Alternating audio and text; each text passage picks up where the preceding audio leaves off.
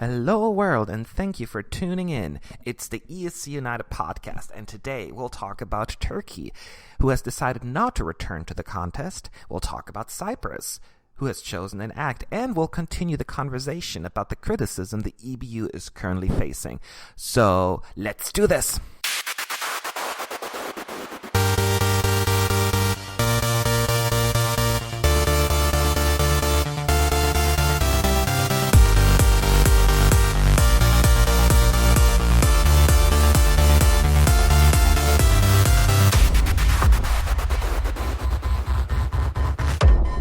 Yes, it is time for another awesome podcast. I'm so glad to be back, and we have quite a few things to talk about, so I don't want to delay this any further.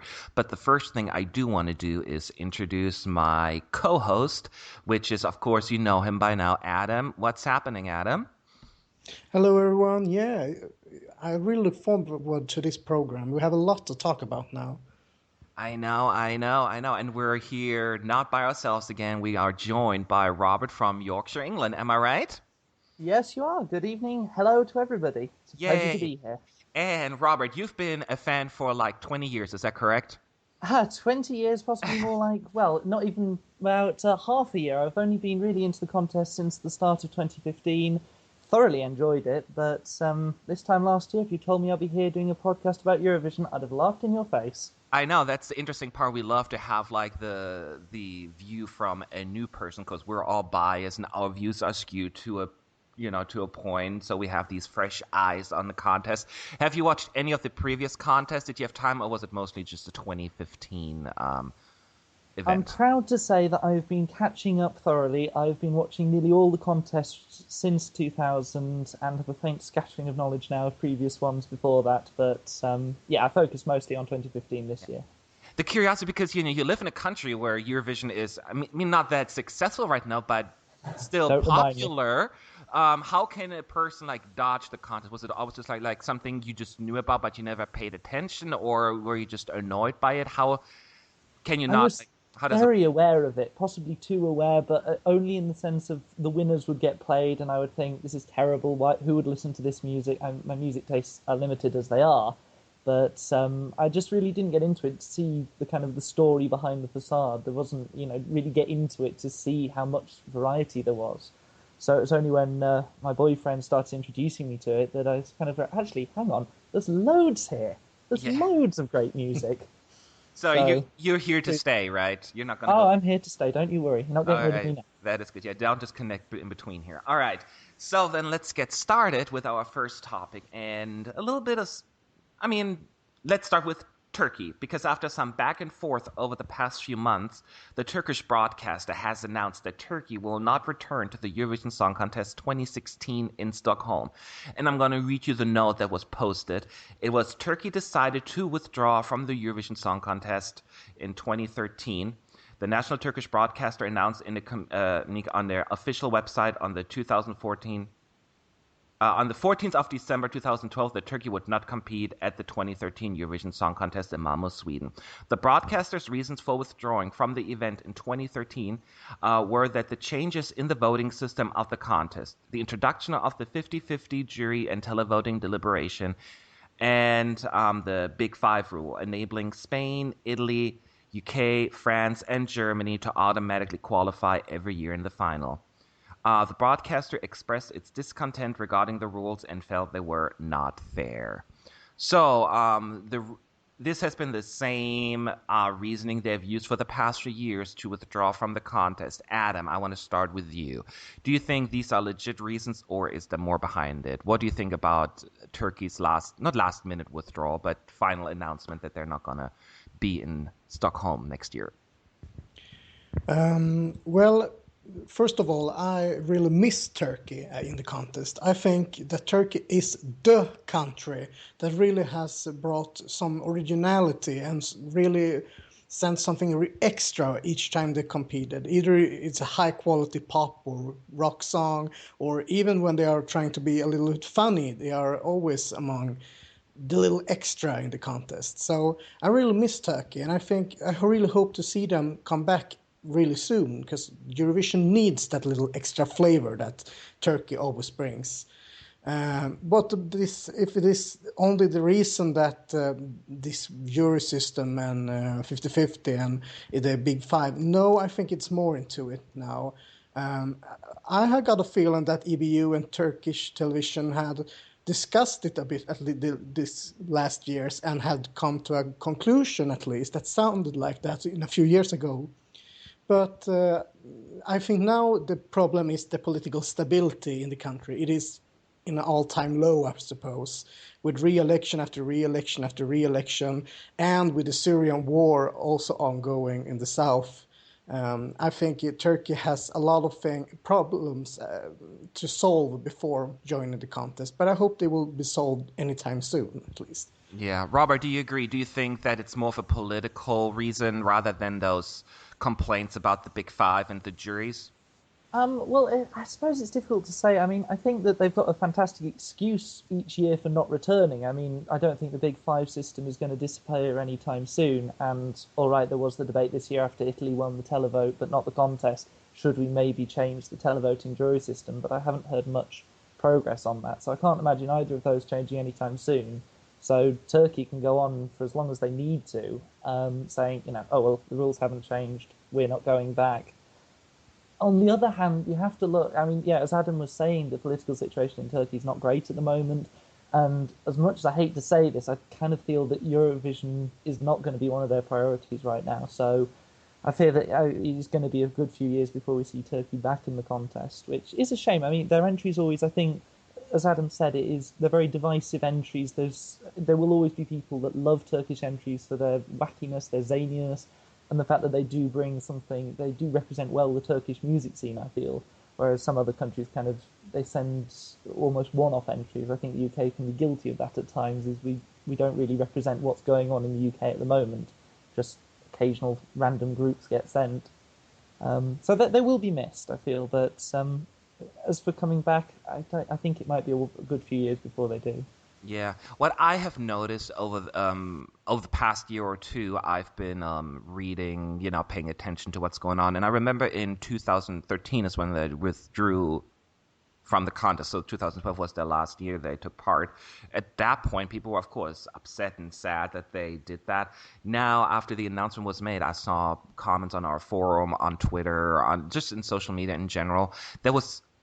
I wouldn't say people were rejoicing about it, but it was more like, good, fine, whatever. We're slightly tired of this kind of back and forth and that they're using, and the excuses, what a lot of fans perceive as excuses for the withdrawal. Because people point out, and I think it is a legit point to make, is Turkey, more than any other country, maybe along with maybe Russia, benefited the most from the televoting. When you look at certain countries, especially like Western, when it comes to like Germany, Belgium, the Netherlands, they usually give a lot of points to Turkey because of the immigration. And now that they're complaining about no longer having that advantage, that this seems a little bit hypocritical. Do you agree with that, Adam?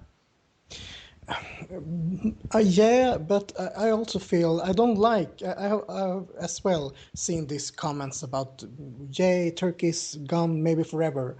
But I'm getting angry at it because I feel that Turkey is really a special country. We should be happy with having Turkey in this contest, and I think that.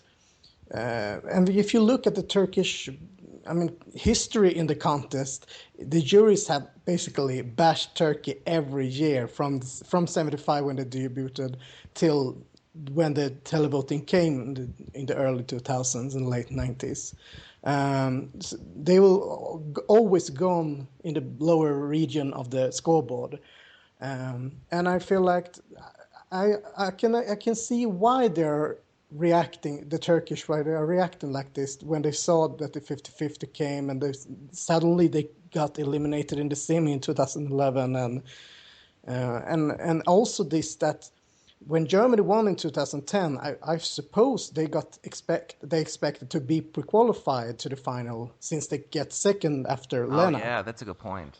So that they felt like, oh, now Europe starts bashing us again. We don't even get pre-qualified while we should have been, and such on. So they feel a little bit badly behaved by the Europeans, I think, and that is why I think they withdrew after all. Yeah, and then on top of it, in 2012, I know that Turkey's song was like really high up in the televote, but was like in the bottom 5 of the juries, which dragged it down significantly. So, but when you compare these 2 years or incidences like in a row, I guess, it is a good excuse to use that to get out. But the Big Five, do you think that's really Robert, do you think the Big Five is a legit reason for them to be upset, or that's really just something else they added on to it just for the sake of? I think, to be honest, my gut feeling would be that it's not something that's going to be disappearing anytime soon. I mean, look at 2016; we're already having extra participation from the Big Five in the semis. So then they've got a presence there. They are pretty well cemented in that position. I think it is just another excuse. They know it's not going away, so it will. When they feel that they are ready to come back in the contest, suddenly I think their objections will be dropped. And it's interesting. I didn't know what Adam was just describing there about the fact that they were second in 2010 and felt they should have been hosting in 2011.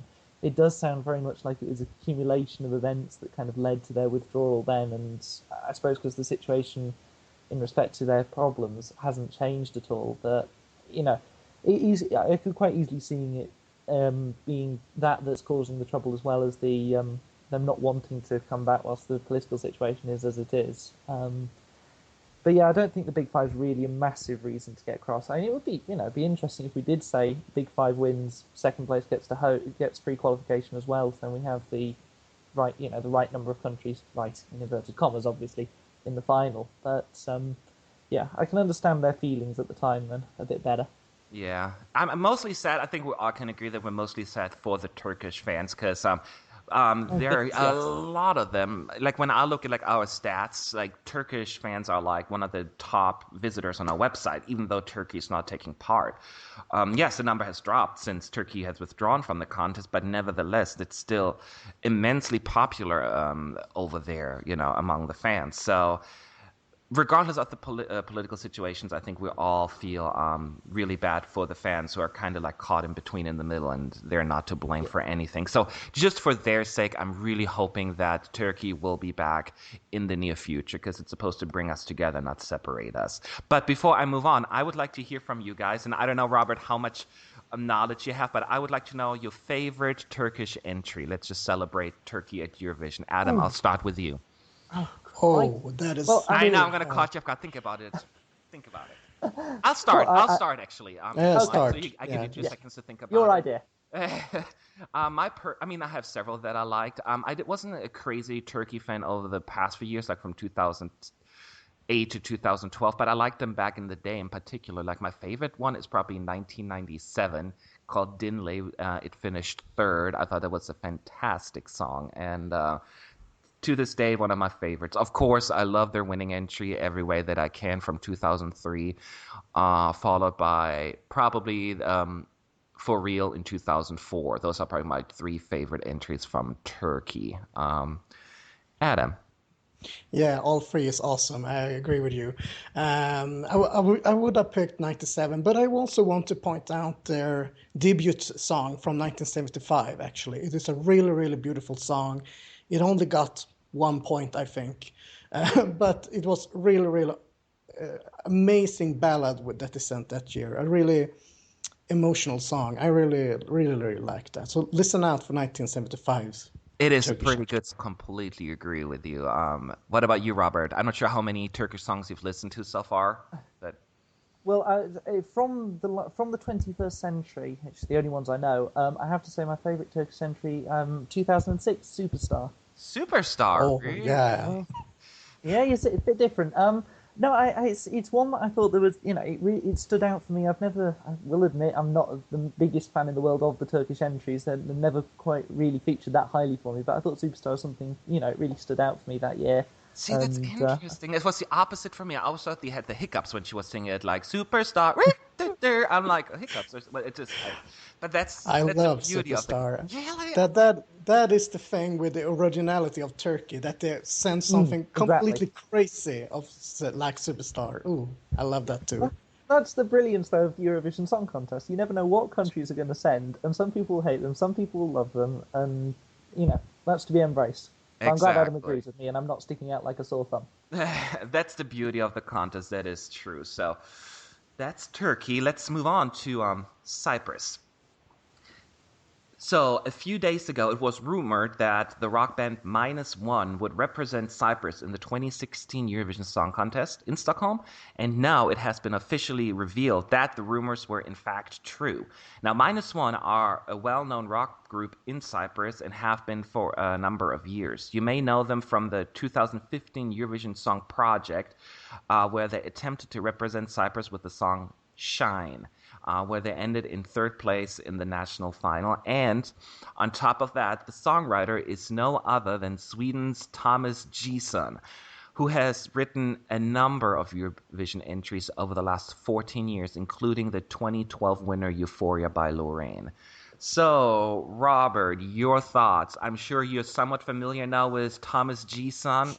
So I'd like to hear your thoughts on this.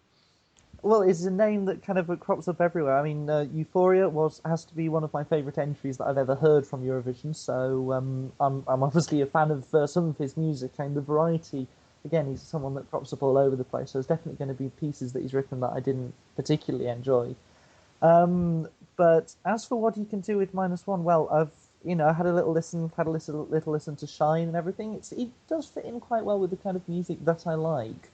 So it'll be interesting to see what he can do, but I can't see anything quite in Euphoria's league coming out with them. But I'm excited to see what they're going to do together. It's good having a group that's well established in their home country coming forward, and combining that with someone whose talents are recognised, possibly also as pitfalls. But I will follow that story with interest. Yeah, now, as our token Swedish citizen, Adam, you must be thrilled having the famous Swedish songwriter writing another song for another country. Am I right? Well, I don't know. You have to say yes. Yay! It's the law. Well. As Robert said, Loreen's Euphoria is a masterpiece, and that I have to give Thomas Gesson for writing that song. But also, Thomas Gesson is also known for writing one of my least favorite Eurovision songs, Venna bailar conmigo by Guri Skanke from 2007 for Norway. That one, yeah, that was a train wreck, wasn't it? Oh, it really it was one of the best. horrible. So it can be high and it can be low. But about -1 then. Yeah, I often like rock songs, and I hope it will be a good one. But I don't know. I feel it could be. I'm a little afraid that it will be very 80s, very old-fashioned, very heard before, and I feel like I don't feel the excitement about this group as I can do with others doing the similar style.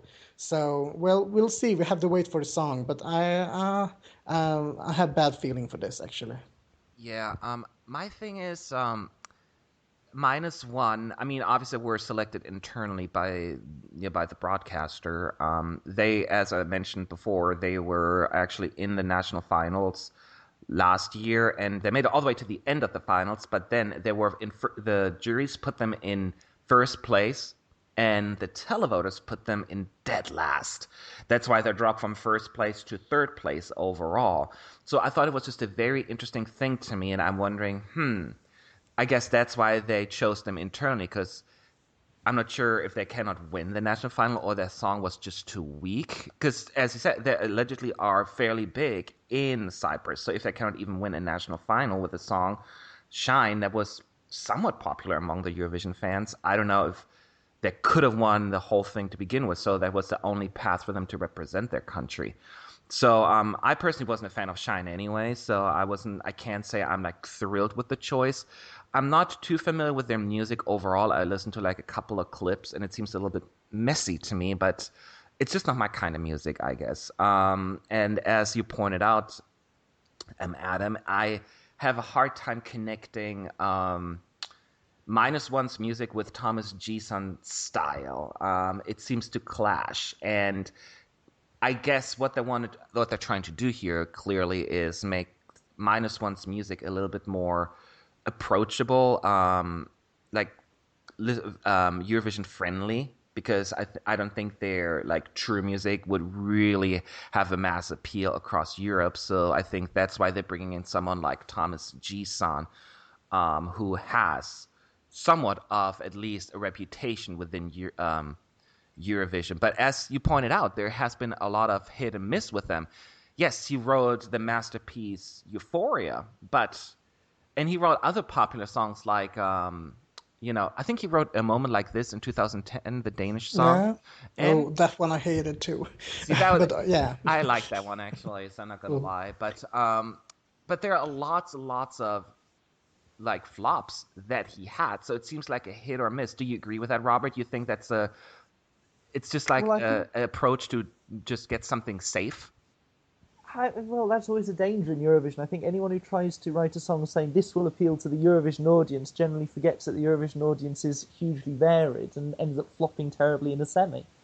I think that, it does strike that they're trying to... I mean, they did fairly well this year. I'm not quite sure how, because I really wasn't behind the song at all, but I feel that they... I like that song as well. Why are you all bashing on my favorites here? Stop it. But I like that one too. So. Well, there you go. I'm in the minority for once. There you go. No, but I think that they may be trying to do a different path. 2015, we did have there were other songs that fell into that bracket, and maybe they're feeling that maybe something a bit different, they'll stand out a bit. They get someone who has maybe not, a proven track record. He can write winners for Eurovision. He doesn't always write winners for Eurovision, but who does? So I feel that I'm excited. I think he could do something special with them. I mean...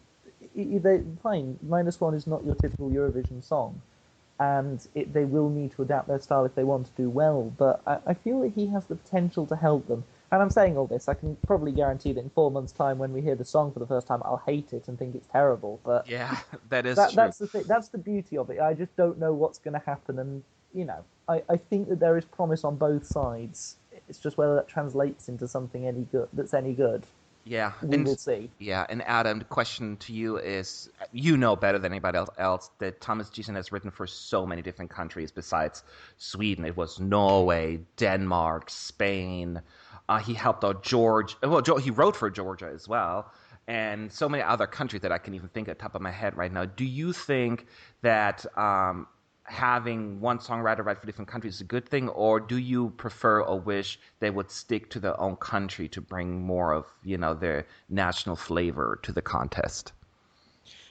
Well, I'm not totally against it. At least I think that if you got the chance to write for a country, then do it. Well, but I feel like you can still... I mean, for Georgia, for example, there had Nina Sublati. She had already written the song, and she performed her version first in the national final, and then Gson came and reproduced the song so that would be a little more friendly for the viewers, and it did pretty well in the end. So maybe do like that. I think so. So maybe that Minus One could write the song first, and then Gson could make his wand and boop, and so that it sounds pretty okay. So that is okay, I think, if they are made like that, at least. Yeah, that is my opinion. Do you know, Adam, if Thomas Gson is like a famous songwriter outside of Eurovision? Has he done anything in Sweden that was really a chart hit, or you wouldn't know? To be honest, no. I don't. I can't recall it, at least. Maybe it's one or two most for Eurovision or for Melodifestivalen and artists. Then I suppose. Okay, but nothing. Nothing other. No. Yeah, I was just curious because it's similar to like the German famous songwriter Ralf Siegel, who wrote a few other songs, but for the most part, his biggest success was within Eurovision. So it seems to be the same for Thomas Gson. So it's going to be interesting. We don't know what song it's going to be. Let's see what's going to happen with Cyprus. They don't have necessarily the best track record when it comes to qualification. I think they qualified 3 times so far. So we wish them the best of luck. All right, let's move on to something else. And we talked about this a few times. And let me just give you a quick overview of what happened. And I'm going to read a few pieces from an article that I'm going to post as well, so you can take a look at it. It was posted by essentialgeneva.com. But it is about what's going on within the European Union right now and the drama over the past month, or months, actually, if you think about it. But just to give you a quick overview, nearly 2 weeks ago, Australian Kath Lockett was fired as head of press for the Junior Eurovision Song Contest, one of the 4 such events from the European broadcasting unions. And the reason for this, she was told, was that she had impugned EBU's reputations publicly. The EBU posted a tender process for support services of less than 1 calendar month for all 4 Eurovision's highly sought-after events, notably the Eurovision Song Contest, Junior Eurovision Song Contest, the Young Dancers, and as well as the Young Musicians Contest, all of which reach an audience of 200 million viewers combined. Only companies can apply, which means that even EBU's own staff media teams, such as Lockett's, who feel they are the best equipped to do the job, are not allowed to apply. Now, this left only Monday, October 18th, for interested companies to put questions or to access other forms of information required for the bid. The question period was expanded to a week, but the 30-day tender period, which many consider too short for effective transparency, remain in force. The EBU has been long criticized for not engaging in open tenders, plus other irregularities. This includes management of the Eurovision website, which has been overseen by WowWorks, which is Sietze company, for 10 years.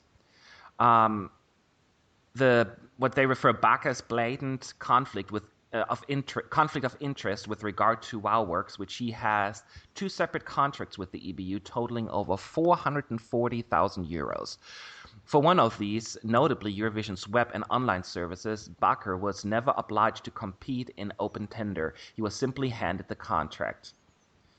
The EBU's apparent argument for supporting this lack of open tender is that it would prove too costly.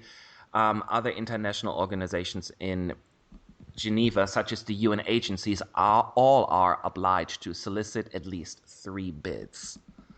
So this is just a quick overview of what's going on, and I'll let you all talk and discuss this. And I just want in a second, but I wanted to point out and that I can speak on behalf of the team here of ESD United that we all have a lot of respect for the EBU and appreciate the work and effort they put into the contest that we all love so dearly. But also Kath Lockett, who is or was a respected member of the EBU team. So her sudden and unexpected firing raised a lot of eyebrows and questions. The EBU chose not to publicly comment on this matter, which I think it caused more distrust and concern among the members of the press and several broadcasters, including the German broadcaster NDR.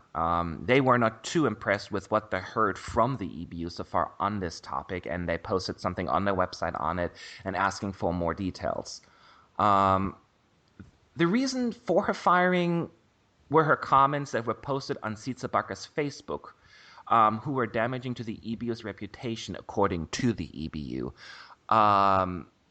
The interesting part was that Sietze comments were posted immediately, which after the announcement was made on the website by the EBU. So it left the impression for a lot of people, members of the press, that he knew upfront about that was going on so he could prepare for his bid, while other parties were not able to do so.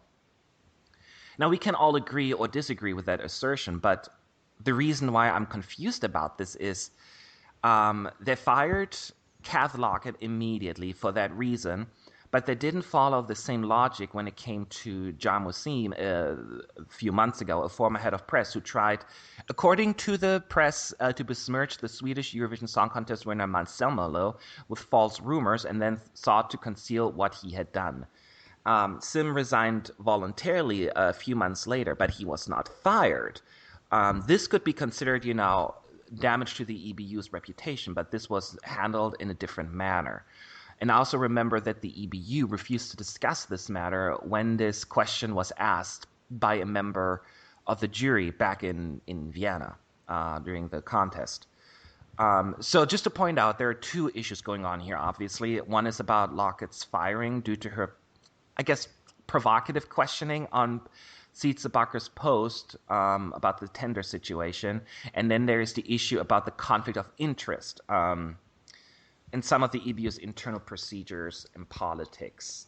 The last thing I want to say, it is surprising to me that the comments on Facebook, which were deleted by Kath Lockett shortly after, apparently, were bad enough to justify the immediate termination. So my first gut is telling me maybe there was something else going on behind closed doors that we were not aware of. So the lack of transparency certainly isn't helping matters here, because all we come up with are our conspiracy theories and thoughts on this, making assumptions. But I do think it's important to bring this issue up, because it's a different situation, but as you recall, from like 2011, basically since the juries came back in 2009 until 2013, we had zero transparency when it comes to the jury votes and the televotes. They just gave us like a big chunk of numbers, and we just had to go with that. So there was a lot of drama going on with like the Azerbaijani jury and some of the information that the Lithuanians were recording, like secret meetings about buying votes, and all that stuff was going on. So a lot of broadcasters and the media were getting really vocal about that. And shortly after, the whole voting system became transparent, and we have now each individual jury votes available to us in detail. So I think that is a great example where, talking about this and bringing up the issue and pushing for it can be beneficial, with still being respectful towards everyone involved. So this is just my opinion on this. So I'm going to hand it over first. Let's start with Adam. What are your thoughts on this? Just talk away. What a mess. You think? Well, yeah, it is really a lot now. And I feel like, firstly, it was Aftonbladet who started, the Swedish newspaper Aftonbladet, that pointed out this first. But now, when even the German national TV is involved, then must be something real and something, and that is making me wonder what is really happening. And I don't get, and as you say, we don't get any answer from any side. It feels like, basically. So this could be something, start of something really big if not the EBU takes a step forward and show us something, or tell us something, at least something reassuring, at least, I think. Yeah.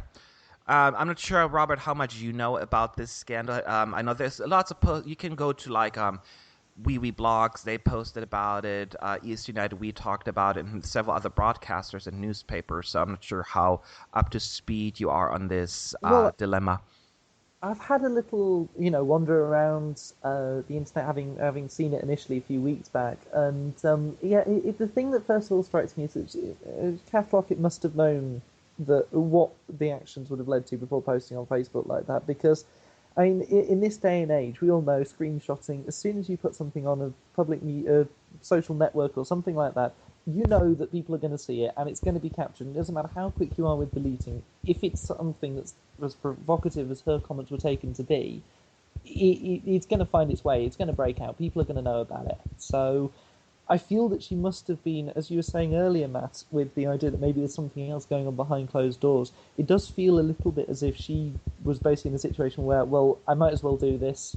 There's nothing else left to lose. I'm probably not going to be here much longer anyway. Yeah, and you think like it was like just for the EBUs, the straw that broke the back kind of thing? Is that what you think it was? Almost in the other way round. For her, it was, it was the end of her tether. She was fed up with them, maybe. And the way that the situation was heading, she knew, I mean, with putting everything out to tender, would she even have a job anymore? I mean, I don't know. She might have done, but she might have known that her time was running out anyway.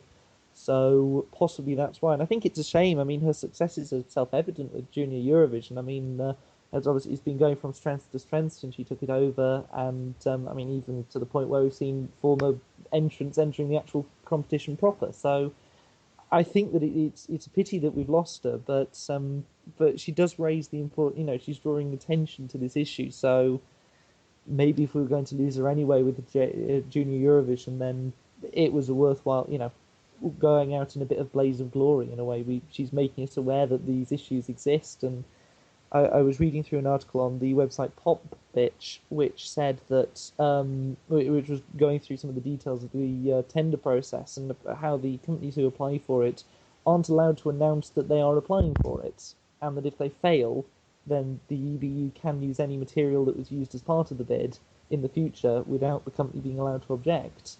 And it does very much seem to me that they are making a process that's too short and has very stringent rules for those who apply for the bid and also don't get it, making it seem as if they are trying to limit who actually applies. Yeah.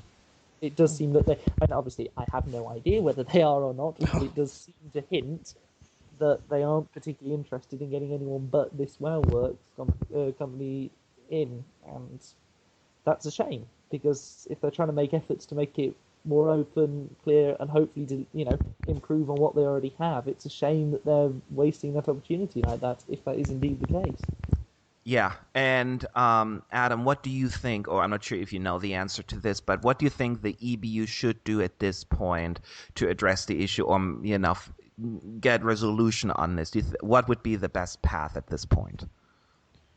That is really a hard question, but I think they have to take a step forward, meet this critic, because the Junior Eurovision is this month, and later on we have a Eurovision in Stockholm next spring, and this can continue like all winter and through to all the way to May if they don't at least take a step forward and tell us something, at least something reassuring. Maybe I don't know what really, but something. Take a stand at least at what is happening and why and such, so that it doesn't get even bigger. This, if we call it crisis, or I don't know the right word for it, but this news about it at least. Yeah.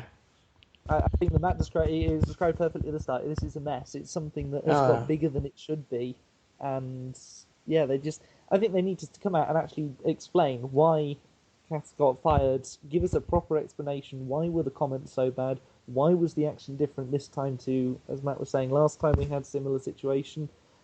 Why? And then we can move from there.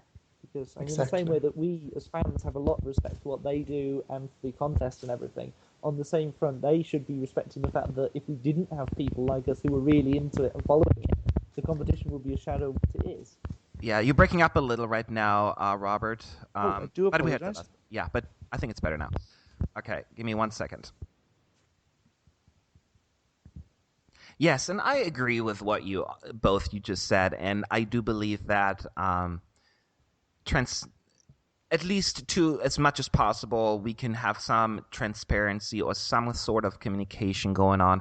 And the thing is, the more they keep quiet, the more this is going to become an issue.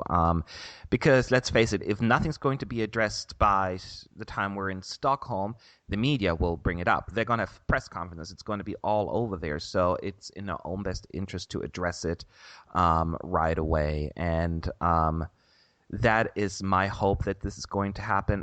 Nothing what's going to happen, of course, at this point will bring back Kath Lockett, who was beloved by the fans, by the press, by everyone. And that is a shame in itself, because we will definitely miss her. And as a fan, I know she's a fan as well. It's very unfortunate.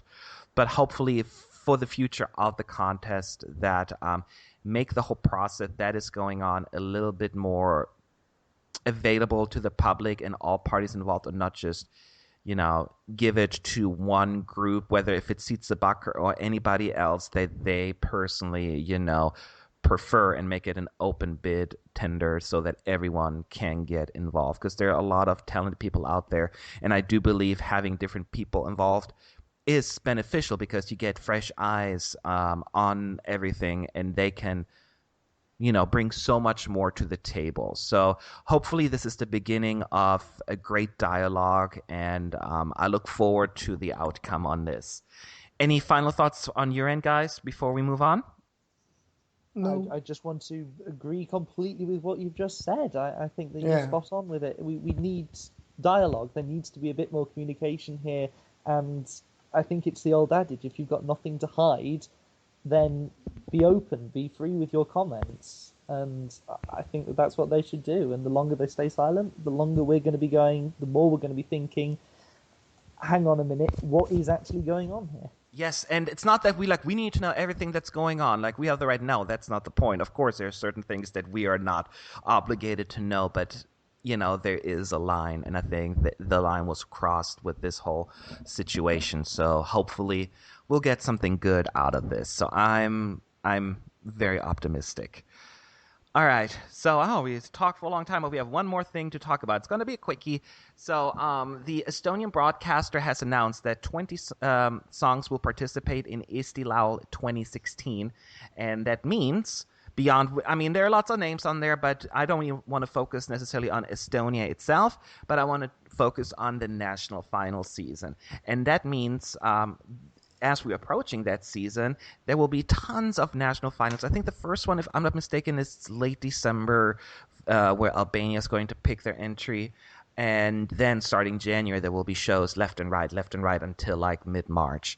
So my question is to you guys, do you watch them? Should you watch them? Or is it better to stay away for objectivity reasons? So I'm going to start with you, Robert, because this is basically your first real full year at Eurovision. Are you going to watch any of the national finals, or you usually just focus on the actual contest? Well, last year, the thing that really dragged me into Eurovision was watching Melodifestivalen and the Swedish selection. Everyone is, yeah. Yes, I know. But I have to say, I was really impressed by the fact that I was able to be watching the semi-final, well, not all the semi-finals, but most of them, and the final, sitting comfortably at university in Manchester, watching them on my TV. I was happily chatting away to my boyfriend who's watching them in America. The ability to do that, I think, is fantastic, and it really means it's really great to have the access to all these different national finals. And as for actually the quality, I mean, I could have almost put on a Eurovision semi-final with the number of songs I enjoyed from Melodifestivalen, and I am going to be trying to catch as many of them as I can in this coming season, because I thoroughly enjoy it. And with Melodifestivalen, I disagree with the winner. I was a Mariette supporter all the way, but I make it. Yes, sorry.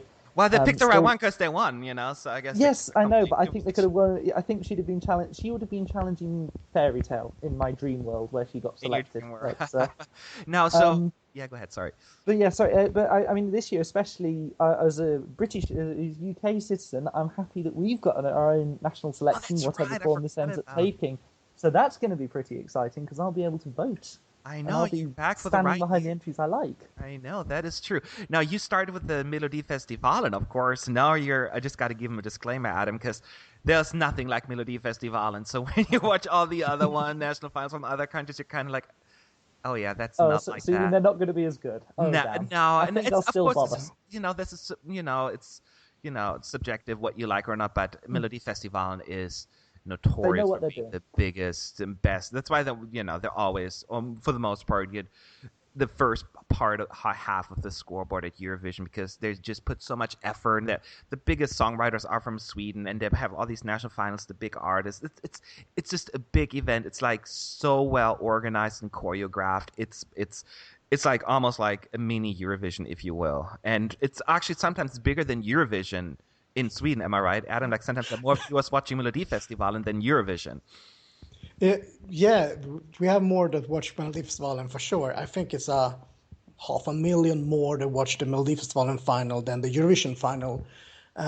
Easy. But I mean, I agree with Robert here that the opportunity to watch and watch TV on the internet from another country while sitting in your own country is awesome. I remember when I started watching national finals when was it, 2006, 2007, something. I mean, it was amazing. I mean, even my parents at the time thought, what the hell? It's amazing that you can do it. And like I try to watch at least a few when I can, and when it's not Melodifestivalen at the same time. The problem is that everyone has that Saturday at 20 CT. But it's so much fun. At least I try to watch at least a few every year. Yes, and what was I gonna say? Especially for Robert, this is gonna be the first year where you're gonna watch multiple ones. And as you mentioned in Melodifestivalen, and you were a little disappointed that your favorite isn't one, or a lot disappointed for that matter. A lot. Just embrace it. Just get ready for it. Brace yourself, because that's how it's gonna be all across the globe. Because it's usually just the same with me, and it's like almost like disheartening, like the songs that I want to win, they never win the contest, like the national finals. Like I remember in Denmark last year, I had like a super big favorite, and that one didn't win. The same in Finland or in Estonia. And actually, Estonia had a good song as well. But I always have like a song that's like, come on, and it never wins. And then you're just starting like, oh my God, like I like the non-winners better than the actual winners, and you have a completely different perspective on that. So just embrace yourself. You ready for that? I am ready for that. I am looking forward to it, and I will be catching as much of them as I can do, and probably having a top 10 that's not going to Eurovision. Yeah, that's probably what's going to happen. Yeah. And one thing, do you think, Adam, I mean, you've been, or like even both of you, how difficult do you think it would be not to listen to any of the songs prior to the contest? Just from because we all listen to the songs and you get used to the songs. You've started to like them just because you listen to them all the time. Do you think it would be a great thing just not to listen to any of the songs and just wait for the semifinals? Could you do that, Adam? No, I can't. I know that at least, but I know a few that has at least some. I know one person that waits until at least the draw is made, and some are waiting till the last week in Eurovision, and some are even waiting till the actual night. I don't understand how on earth they are doing that, but I think that. You have to have lots of patience to be able to do that. I don't have that, so I listen to it immediately when I can, at least. I'm much the same as Adam. I think I will be watching them, I will be getting into them, I will hate some, I will love some, and I will have rankings prepared in my head. I think that the one cool thing you would get by ignoring them all is that you get to see it through the eyes of, I don't know, but probably about 80-90% of the public who watch Eurovision, and actually base your judgment on the performance, that one performance that you see live on the night. And it doesn't matter how well they've done in the previous 10, 15 performances, suddenly, if it all goes wrong, it's like, we do not have that perspective because we think it's still a great song and it's still a great singer, and we maybe airbrush over the errors that are made live because we know how good it can be. And I feel that, you maybe can understand some of the shocks and surprises of qualification a little bit better if you haven't, kind of followed the story of the song for the previous few months. For example, Iceland this year, quite a lot of people thought that would qualify, and then she doesn't really deliver on the night, having done so pretty well previously in other live performances. And, that still felt quite a bit of a shock to us. But I suppose to the ordinary viewer, they'd be going, well, she's not very good, not voting for her. Just because that one performance, which is, at the end of the day, the one that mattered. That is true, and I just want to point out, and you can check all my posts, that I always predicted not to qualify. So I just wanted to throw a told ya kind of in there. I've been waiting for this, okay? I've been waiting for Malta and Iceland because I thought both songs were really weak. I'm like, they're not going to qualify. And everyone thought I was wrong. And I'm like, I was right. But it's just one of those little moments where you're just like, because I'm never right. So this is the one time I was right, and I want to just roll in the blanket of success. If we can go on the I'm not right, I did predict on the ESC United forum a few weeks beforehand that she would be one that could fail because she's quite young and the nerves could get to her. And no one agreed with me then either. So, just getting it out there if you want that to. Yeah, exactly. I know. Although I had to be reminded that I'd said it because I'd forgotten. So, maybe not quite as much of a ha-ha moment. Yeah. All right. Well, it's going to be interesting. I'll be watching it. I mean, I'm not going to lie. I work for a Eurovision website. I run a Eurovision website for that matter. So me not listening to the songs would be kind of like, yeah, no, not going to happen. But I'm looking forward to it. And the interesting thing is there are just no songs this year, because last year we already had like a couple of songs ready. This long it's not until the end of the year we're not going to have any songs. So I'm like bummed out. I want to have some song already to talk about, but nothing in the works yet.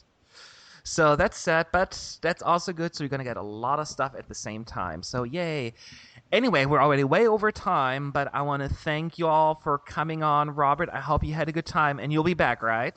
Oh, I'll be back. Don't you worry. It's been an absolute delight and a pleasure, and I hope I haven't bored too many people rigid. Okay, I don't think you have. And if you want to actually join us in the future, make sure to contact us. You can send me an email at matt@escunited.com. We're also on Twitter, surprise. And our Twitter handle is ESCUnited. You can use hashtag ESCUnited. You can go to our forum. There are so many ways to reach out to us. Anything else I'm missing, Adam? Please tell me. No, I don't think you're missing anything. And I'm talking really fast. I'm like, we gotta go. So we'll be back next week with some other. I'm sure there's a lot going to happen next week, and we want to thank you for your time. And that's it. See you soon. Bye. Bye. Say bye, Robert. There you go. Yeah. Bye.